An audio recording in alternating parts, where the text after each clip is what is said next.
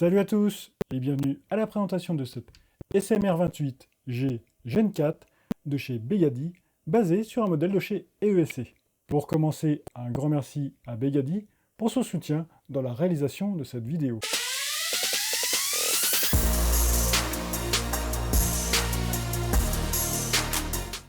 Cette SMR28G est donc basée sur un modèle de EESC. Begady, pour sa part, a apporté quelques améliorations en ajoutant son MOSFET propriétaire de protection et de déclenchement du tir, un joint Fly5 60° Begady et un moteur High Torque Mamba 28K Begady, et l'ensemble permettra l'utilisation de batteries LiPo en 11,1 volts. Au niveau de l'externe, une crosse ajustable sur plusieurs axes type fusil de précision, une poignée avant et une fixation pour sangle, des cache-rails, et surtout deux montures pour optique en deux formats différents pour lunettes et red dot. Un système de changement rapide du ressort est aussi disponible et très simple d'accès. Et pour terminer, il faut noter que ce modèle répondant à la législation allemande, il ne propose que du tir en semi. Cette SMR28G Gen 4 est proposée dans une boîte très sobre noire. Sur le dessus, on retrouve une poignée de transport. Sur les côtés, on retrouve les références du modèle et quelques messages d'avertissement.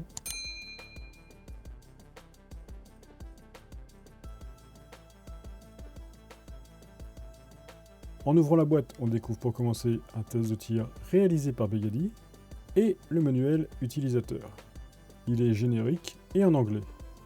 Il décrit les bases d'utilisation d'une réplique. On retrouve ensuite des cales pour fixer une lunette à la monture dédiée, une première monture pour les red dots, une poignée avant, une attache sangle à installer, un cache de tube de crosse, une seconde monture pour lunettes, 3 cache-rails en deux tailles, 2 chargeurs, un BB loader, la réplique est livrée démontée, donc on retrouve le tube de crosse et cette dernière, et le corps principal de la SMR28G Gen 4. L'ensemble est bien protégé par de la mousse correcte. La réplique étant démontée, on peut jeter un œil sur le système de changement de ressort très simple à utiliser. Puis pour le montage, on installe le cache du tube.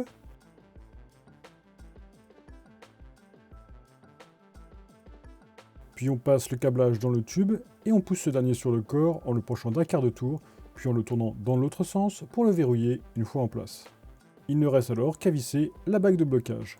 Concernant les matériaux composant ce modèle, on retrouve du métal d'une belle qualité pour le cache-flamme, le garde-main usiné CNC, les organes de visée, le corps principal et tous ses leviers, la queue de détente et le tube de crosse.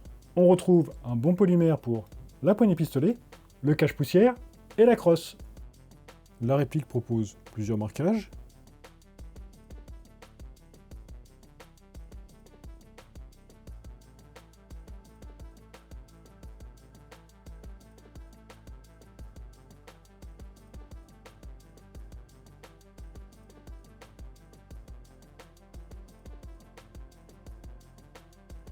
Les parties plastiques s'ouvrent de très légères traces de moulage.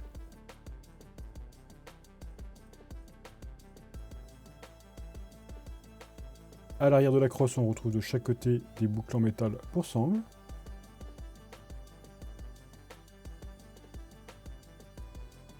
Sur le côté du garde-main, on retrouve partiellement des rails de type RIS.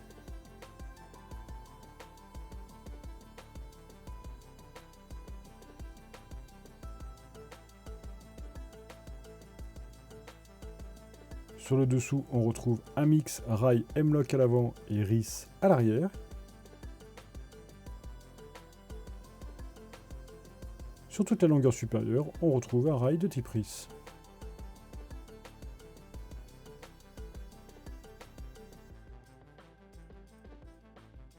Le sélecteur de tir est bien marqué et il est ambidextre.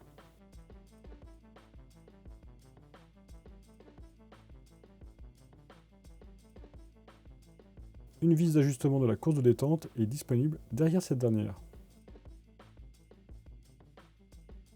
De très légers motifs en relief sont proposés sur les côtés de la poignée pistolet.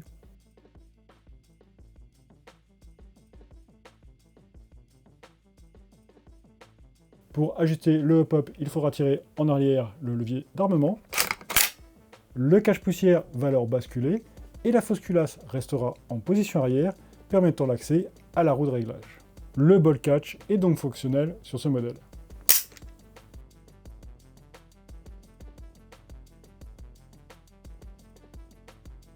Le bloc hop-up est de type rotatif.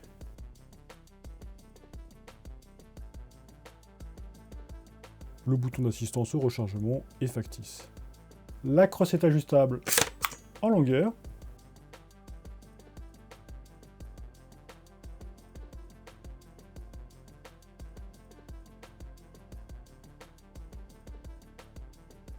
Un appui-joue est aussi disponible et ajustable en hauteur via deux vis de déverrouillage.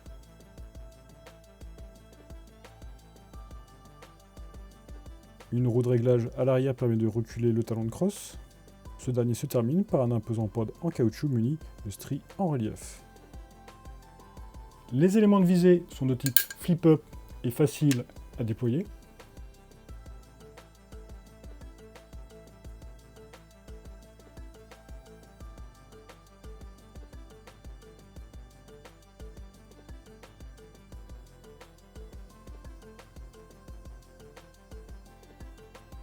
L'élément arrière est ajustable et il pourra être démonté si nécessaire.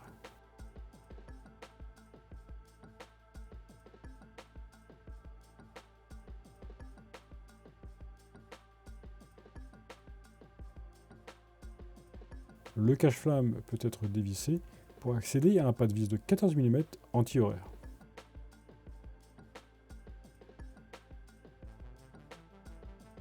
La sortie et l'entrée du chargeur s'effectuent sans problème.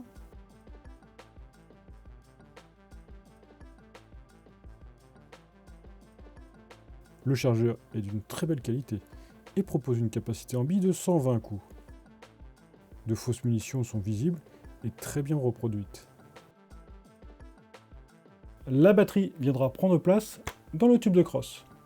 On doit pour y accéder retirer la crosse. On accède alors à une connectique de type Tedin. Le tube, un peu plus large qu'un tube classique de M4, accueille la plupart de mes formats de batterie.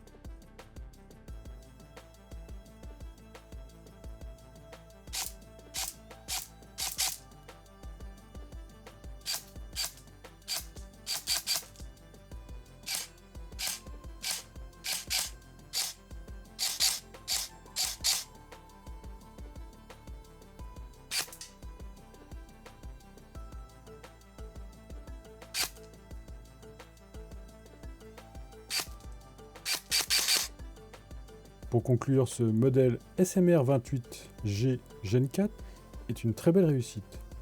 La finition externe est très bonne, comme souvent avec les modèles ESC que j'ai pu tester. La qualité de tir est aussi très bonne. Et surtout, le contenu de la boîte est ultra généreux. Il ne manque plus grand chose avec ce pack pour se monter un modèle de type DMR qui ne demandera juste qu'une optique adaptée pour aller jouer dans de très bonnes conditions. Merci à vous d'avoir regardé cette vidéo. Si vous possédez vous aussi ce modèle ou si vous voulez échanger sur ce dernier, n'hésitez pas à utiliser les commentaires. Pensez aussi à vous abonner à mes différents médias sociaux pour ne rater aucune nouvelle vidéo. Suivez mon actualité et apportez votre soutien. Et je vous dis à très bientôt dans une prochaine vidéo.